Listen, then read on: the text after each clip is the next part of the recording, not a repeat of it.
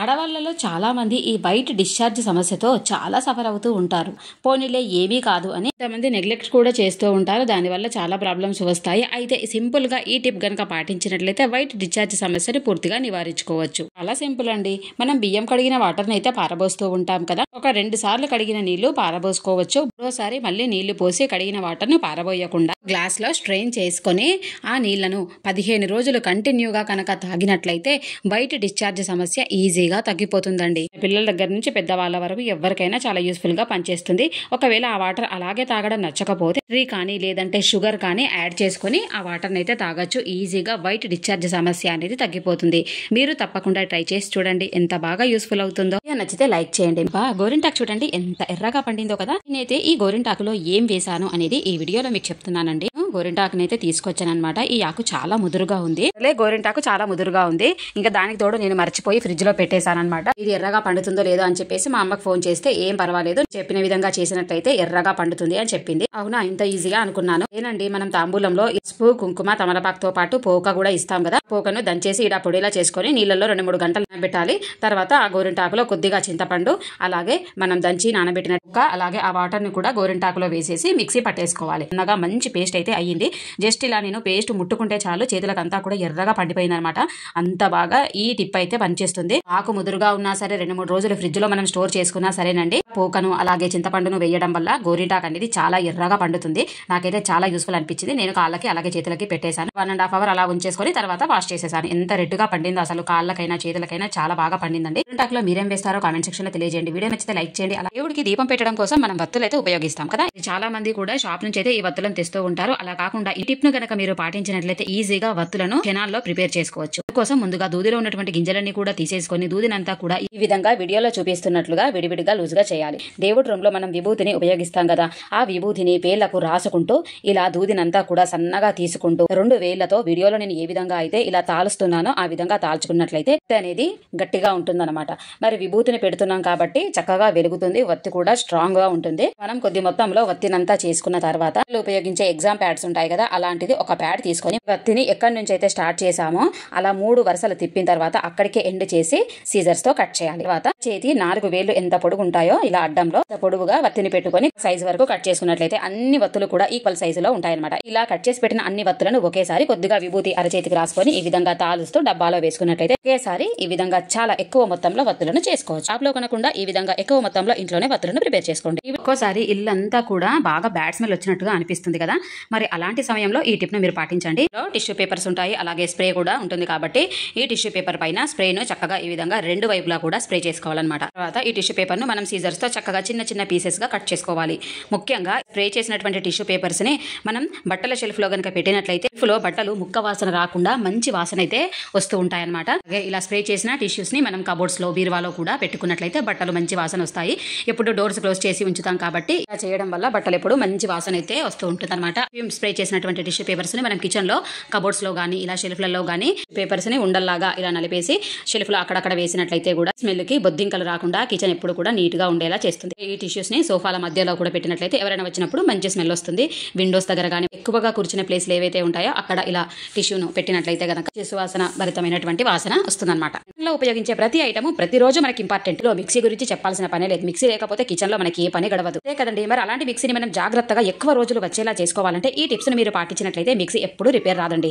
మిక్సీకి ఉన్న వైరు పెద్దగా ఉందని చెప్పేసి చూడడానికి మెస్సీగా ఉందని ఇలా మిక్సీ చుట్టూ తిప్పేస్తూ ఉంటాం కదా, అలా అస్సలు చేయకుండా. చుట్టడం వల్ల టైట్ అయిపోయి మనకి ఎక్కడైతే కనెక్షన్ స్టార్టింగ్ పాయింట్ ఉందో అక్కడ వైర్ ఊడిపోవడం అనేది జరుగుతుంది. అంటే మిక్సీ పాడైపోతుంది కదా. మరి అలా కాకుండా బోర్డుకి మిక్సీకి కరెక్ట్ గా డిస్టెన్స్ చూసుకొని వైర్ ని విధంగా ఫోల్డ్ చేసేసి పోకుండా రబ్బర్ బ్యాండ్ ని వేసుకోండి. ఇలా చేయడం వల్ల మనకు కరెక్ట్ గా డిస్టెన్స్ ఉంటుంది. వైర్ తో మెస్సీగా కనిపించకుండా కిచెన్ నీట్ గా ఉంటుంది. అలాగే వైర్ ఊడిపోయే ఛాన్స్ కూడా ఉండదు. మిక్సీ పట్టాలి అనుకున్నప్పుడు మిక్సీని ఇలా ముందుకు లాగితే అది బండ కత్తుకుపోయి అస్సలు రాదండి. అయితే ఇలాగే జరుగుతుంది. మీకు ఇంతేనా? అయితే కామెంట్స్ పెట్టండి. అలాంటప్పుడు ఈజీ మూవ్మెంట్ ఉండాలని చెప్పేసి మనం బాటిల్ క్యాప్స్ అయితే ఉంటాయి కదా, మిక్సీకి సెట్ అయ్యే విధంగా నేను ఈ క్యాప్స్ అయితే ఉపయోగించాను. ఈ విధంగా ఈ క్యాప్స్ ను మిక్సీకి కింది భాగంలో చూస్తున్నారు చూస్తున్నారు కదా, ఈ విధంగా సెట్ చేశాను. నాకైతే చాలా అంటే చాలా ఈజీగా అనిపించిందండి. దీన్ని ముందుకు వెనుకకు లాగడానికి ఈజీ మూమెంట్ అయితే ఉందన్నమాట. టిప్స్ మీకు నచ్చినట్లయితే ఎలా ఉన్నాయో నా కామెంట్స్ పెట్టండి. ఆ పెరుగుతోడు నేను ఎప్పుడు ఇలా కుండలోనే వేస్తాను. ఇంతకుముందు వీడియోలో కూడా మీకు చెప్పాను కదా, ఇలా కుండలో పెరుగు తోడేయడం వల్ల టేస్ట్ అయితే చాలా బాగుంటుందండి. ఒక్కసారి మీరు ట్రై చేసి చూడండి, చాలా బాగుంటుంది తెలుసా. చాలా మంది మామూలుగా స్టీల్ గిన్నెలలో తోడు వేస్తూ ఉంటారు. అలాంటప్పుడు ఇప్పుడు సమ్మర్ కాబట్టి తొందరగా పులిసిపోయే ఛాన్స్ ఉంటుంది. మరి అలా పులిసిపోకుండా ఎండు కొబ్బరిని ఈ విధంగా పెరుగులో గనక పెట్టేసి మీరు ఫ్రిడ్జ్ లో స్టోర్ చేసుకున్నట్లయితే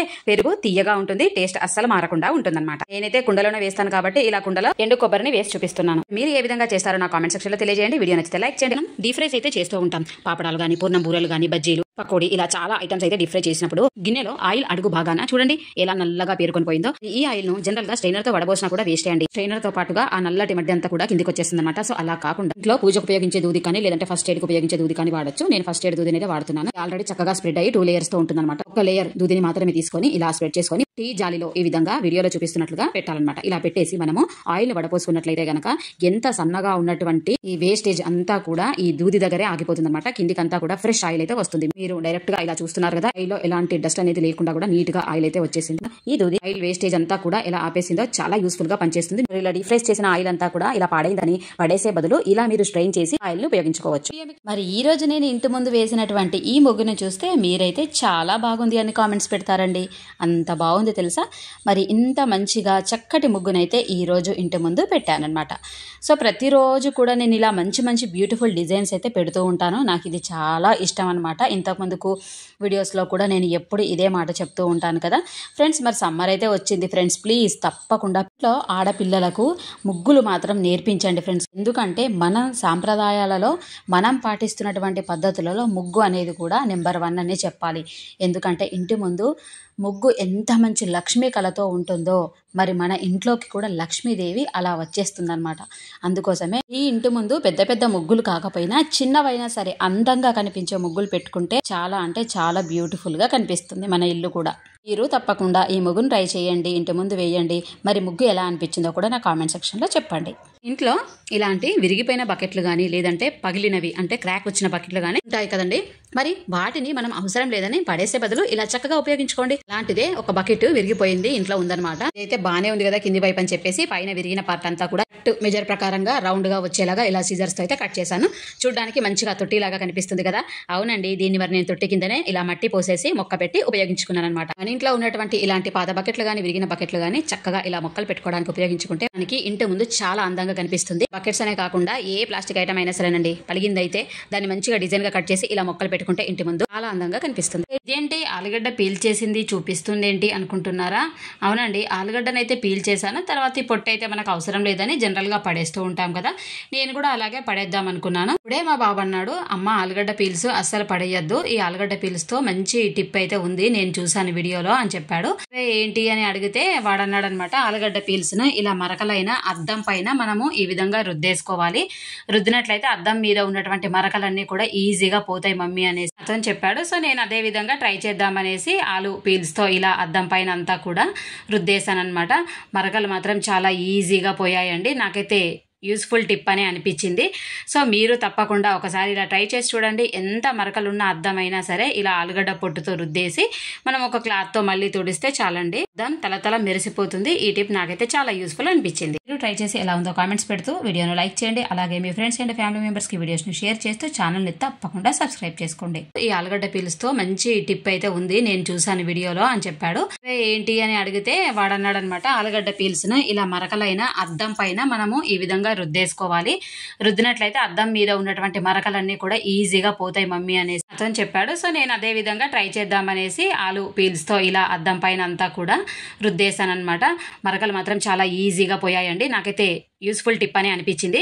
సో మీరు తప్పకుండా ఒకసారి ఇలా ట్రై చేసి చూడండి. ఎంత మరకలున్న అద్దమైనా సరే ఇలా ఆలుగడ్డ పొట్టుతో రుద్దేసి మనం ఒక క్లాత్ తో మళ్ళీ తుడిస్తే చాలండి, అద్దం తల మెరిసిపోతుంది. ఈ టిప్ నాకైతే చాలా యూస్ఫుల్ అనిపించింది. మనం డీప్ ఫ్రైస్ అయితే చేస్తూ ఉంటాం. పాపడాలు గానీ, పూర్ణం బూరలు గానీ, బజ్జీలు, పకోడీ, ఇలా చాలా ఐటమ్స్ అయితే డీప్ ఫ్రై చేసినప్పుడు గిన్నెలో ఆయిల్ అడుగు భాగాన చూడండి ఎలా నల్లగా పేరుకొని పోయిందో. ఈ ఆయిల్ ను జనరల్ గా స్ట్రైనర్ తో వడబోసినా కూడా వేస్ట్ చేయండి. స్ట్రైనర్ తో పాటుగా ఆ నల్లటి మడ్డి అంతా కూడా కిందికి వచ్చేస్తుంది అనమాట. సో అలా కాకుండా ఇంట్లో పూజకు ఉపయోగించే దూది కంటే చక్కగా స్ప్రెడ్ అయ్యి 2 లేయర్స్ తో ఉంటుంది అనమాట. ఒక లేయర్ దూదిని మాత్రమే తీసుకొని ఇలా స్ప్రెడ్ చేసుకొని టీ జాలిలో ఈ విధంగా వీడియోలో చూపిస్తున్నట్లుగా పెట్టాలన్నమాట. ఇలా పెట్టేసి మనము ఆయిల్ వడపోసుకున్నట్లయితే గనక ఎంత సన్నగా ఉన్నటువంటి ఈ వేస్టేజ్ అంతా కూడా ఈ దూది దగ్గరే ఆగిపోతుంది అనమాట. కిందికంతా కూడా ఫ్రెష్ ఆయిల్ అయితే వస్తుంది. మీరు డైరెక్ట్ గా ఇలా చూస్తున్నారు కదా, ఆయిల్ లో ఎలాంటి డస్ట్ అనేది లేకుండా కూడా నీట్ గా ఆయిల్ అయితే వచ్చేసింది. ఈ దూది ఆయిల్ వేస్టేజ్ అంతా కూడా ఇలా ఆపేసిందో చాలా యూస్ఫుల్ గా పనిచేస్తుంది. ఇలా డీప్ ఫ్రై చేసిన ఆయిల్ అంతా కూడా ఇలా పాడైందని పడేసే బదులు ఇలా మీరు స్ట్రెయిన్ చేసి ఆయిల్ ను ఉపయోగించుకోవచ్చు.